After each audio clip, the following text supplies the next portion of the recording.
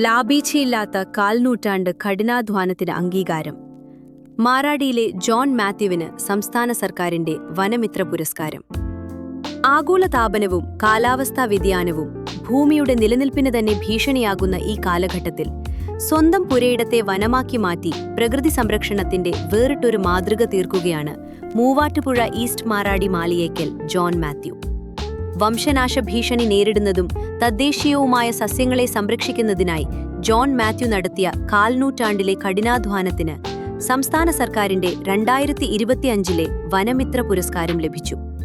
ലോക പരിസ്ഥിതി ദിനമായ ജൂൺ 5 നടന്ന ചടങ്ങിൽ വനം വകുപ്പ് മന്ത്രി ഷിബു ബേബി ജോണിൽ നിന്നും അദ്ദേഹം പുരസ്കാരം ഏറ്റുവാങ്ങി. കരിങ്ങോട്ട എന്ന് പറഞ്ഞ മരം. ഇതിൻ്റെ പൂവ് ഇങ്ങനെ തൂങ്ങിക്കിടക്കും. ഒരു വള്ളിയിലിങ്ങനെ തൂങ്ങിക്കിടക്കുന്ന പോലെ തൂങ്ങിക്കിടന്നിട്ടാണ് അതിങ്ങനെ വിരിഞ്ഞ് വരിക. നല്ല ഭംഗിയാണ് അത് കാണാൻ. പണ്ട് കാലത്ത് ഇതിൻ്റെ വിത്താട്ടി എണ്ണ എടുക്കുമായിരുന്നു. എണ്ണ എടുത്ത് ഉപയോഗിക്കുമായിരുന്നു. വാദത്തിനും പല അസുഖത്തിനൊക്കെ ഉപയോഗിക്കുമായിരുന്നു. ദീപം തെളിക്കാനൊക്കെ ഉപയോഗിക്കുമായിരുന്നു. അപ്പോൾ ഔഷധ ഗുണമുള്ള സസ്യമാണ്. ഇതിന് ഒരു ചെതല പിടിക്കില്ല. ഇതിൻ്റെ ഇല തടിയൊന്നും ചെതല പിടിക്കില്ല. അപ്പോൾ ഈ പണ്ട് കട്ടിലേക്ക് വെക്കുമ്പോൾ ഇതിൻ്റെ ഇലയൊക്കെ അതിൻ്റെ അടിയിൽ ഇടുകയൊക്കെ ചെയ്യും. ഇത് ഒരു ഫേണാണ്, ഒരു പന്നലാണ്. പന്നൽ വർഗത്തിൽപ്പെട്ട ഒരു ചെടിയാണ്. ഇത് ആട്ടുകാൽ കിഴങ്ങ് എന്നൊക്കെ പറയാറുണ്ട്. ഇതിൻ്റെ കിഴങ്ങ് തണ്ടെടുത്തിട്ട് സൂപ്പ് വെച്ച് കുടിക്കാറുണ്ട്. ആട്ടുകാൽ കിഴങ്ങെന്ന പേരുണ്ട്. തമിഴ്നാട്ടിലൊക്കെ അത് നമുക്ക് കടകളിലൊക്കെ മേടിക്കാൻ കിട്ടും. ആട്ടുകാൽ സൂപ്പ് മേടിച്ച് കുടിക്കാം. ഇതിനെന്തെങ്കിലും പ്രത്യേകിച്ച് ഔഷധ ഗുണമുള്ള? അതുകൊണ്ടാണല്ലോ അത് കൊടുക്കുന്നത്. മുട്ടിൻ്റെ വേദന, അങ്ങനെ എല്ലുകൾക്കൊക്കെ വളരെ നല്ലതാണ്. നമ്മുടെ ഈ പാട്ടിലൊക്കെ പറയുന്ന അയമ്പുമാണ്. അതെ, കൃഷ്ണന്റെ നിറമുള്ള പൂക്കളുണ്ടാവും. ഒരാളുടെ നിരന്തരമായ പരിശ്രമവും പ്രകൃതിയോടുള്ള ആത്മാർത്ഥമായ സ്നേഹവും ഉണ്ടെങ്കിൽ നഷ്ടപ്പെട്ടു പോയ പച്ചപ്പിനെ തിരിച്ചുപിടിക്കാം എന്നതിന്റെ ജീവിക്കുന്ന തെളിവാണ് ഈ വനം.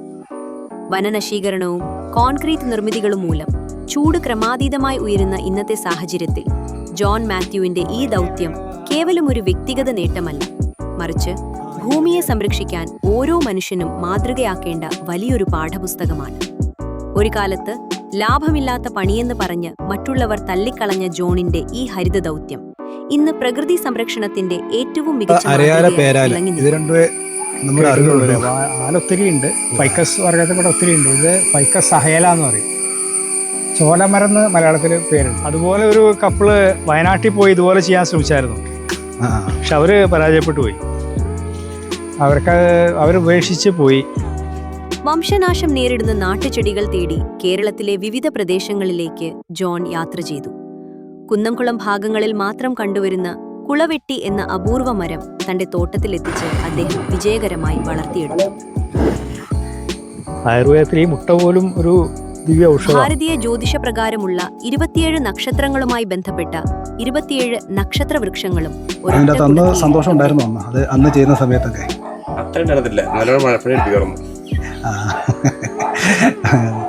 പക്ഷെ ഇപ്പൊ നമുക്ക് എന്ത് തോന്നുന്നു? ഒരു സന്തോഷമുണ്ട്, ഒരു പ്രൗഡുണ്ട്. ഒരു കാര്യത്തിലേക്ക് ഇറങ്ങുമ്പോൾ നമ്മുടെ ഫാമിലിയുടെ സപ്പോർട്ട്, അല്ലെങ്കിൽ നമുക്ക് വേണ്ട ഏറ്റവും അടുത്ത സുഹൃത്തുക്കള് അല്ലെങ്കിൽ പരിസരവാസികള്, ഇവരുടെയൊക്കെ ഒരു സപ്പോർട്ട് ചിലപ്പോൾ നമുക്ക് ആവശ്യമുണ്ടാവും. അതൊക്കെ എത്രത്തോളം നമുക്ക് ലഭ്യമായിട്ടുണ്ട്?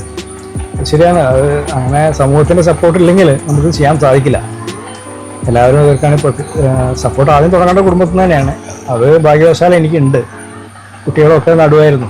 അപ്പോൾ ഈ നക്ഷത്രവൃക്ഷം എന്ന് പറഞ്ഞിട്ടൊരു സങ്കല്പമുണ്ട്. ഓരോ നക്ഷത്രത്തിനൊരു മരങ്ങളുണ്ട്. അപ്പോൾ അത് അവരൊക്കെ നട്ടിട്ടുണ്ട്. അപ്പോൾ അങ്ങനെയുള്ള കാര്യങ്ങളിലൊക്കെ എല്ലാ കാര്യത്തിലും പിന്നെ നമ്മുടെ അയൽവക്കക്കാരും ഒക്കെ സഹകരിക്കുന്നുണ്ട്.